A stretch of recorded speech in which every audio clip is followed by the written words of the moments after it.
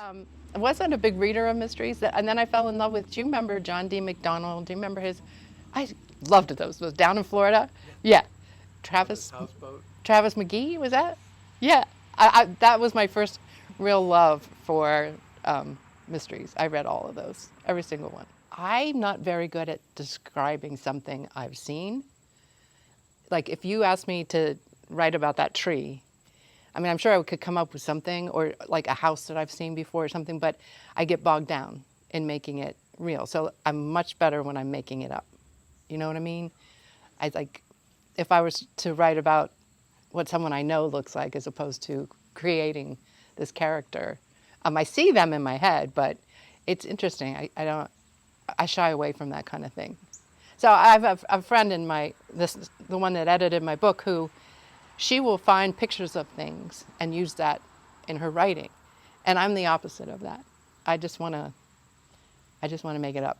Well, I wrote this one in 2001 about my daughter. It's fiction.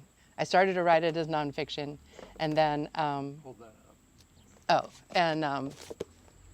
but then I couldn't write it as nonfiction. I was going to do it as being a licensed social worker, but I then I decided I had to write it in fiction, and that was a print-on-demand publisher. That was 2001, so I was sending out queries, and this publisher said, "Sure, we'll publish your book." And I'm like, "Oh my God, I have a publisher!" And then I realized what I was in for. So after that, I'm like, I'm going to write something and get it traditionally published.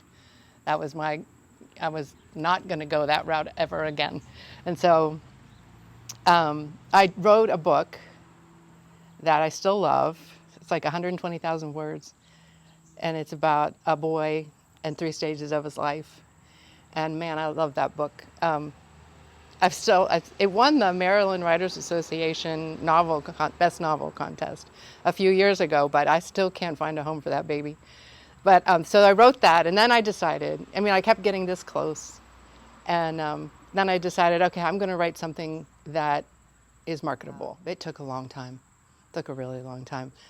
Oh, it's so hard. It has had so many titles. And then I went to this writers conference in Virginia, Northern Virginia.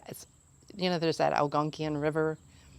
So there's this guy, Michael Neff, who writes, or he hosts these workshops. I don't know if he still does, but they're 5 days long, and you live in these little cabins with other writers. And it was actually a fabulous experience. And so we each, read our first chapter, and he said, "You have to have a hook." And he said, so then I was like, here I had this book that I thought was finished, and I could, I was looking for agents, and he said, "No, you got to rewrite it with this hook." And the hook was, they solved the mystery on Facebook, because Facebook was like just getting hot. And that was the hook. So I was like, well, okay. So I rewrote the whole thing with the hook of Facebook. And then he had a friend in LA, an agent, who, and Ken has people all over the world who bring him manuscripts. And I think that makes his life easier because it's already been vetted once. And so Michael said, Ken will take 3 books that I recommend him, and I want yours to be one of them. And so I sent it to Ken, and he said he was interested. And then we worked for 6 months editing it even more. And then he actually knew Thomas Dunn, and so he pitched it to Minotaur, and I got an agent. So, yeah. I mean, I got an editor. I got a book deal. He was my agent. He pitched it to Minotaur. He called his friend Tom Dunn. I'm like, wow, he's connected.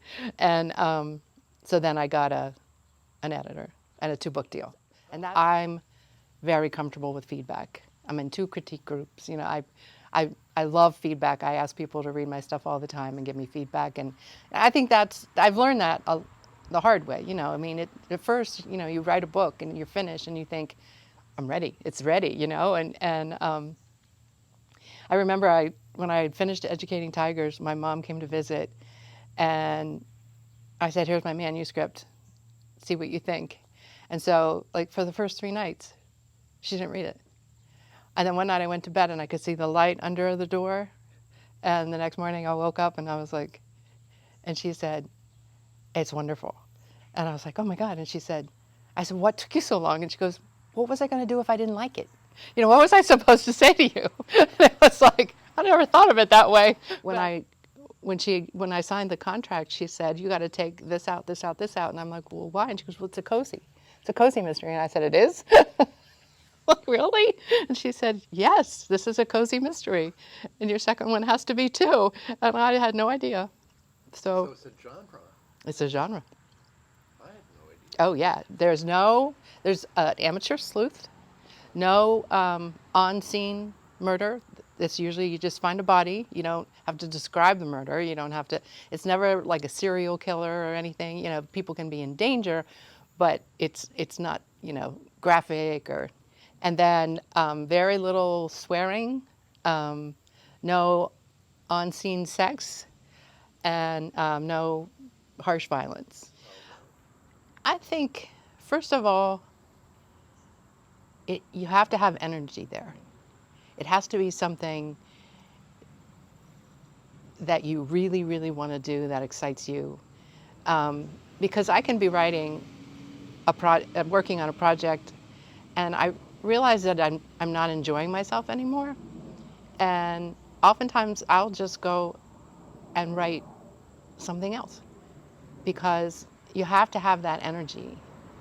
And so I would say that for sure. And that goes for anything.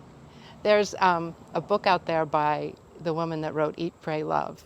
And it's called Big Magic. Have you ever seen this book? Did you read it? Okay. Well, it's fascinating because it's all about the creative process. And she believes, and she's not the only one, that the muse in you isn't in you, it visits you. And when it visits you, you got to grab it.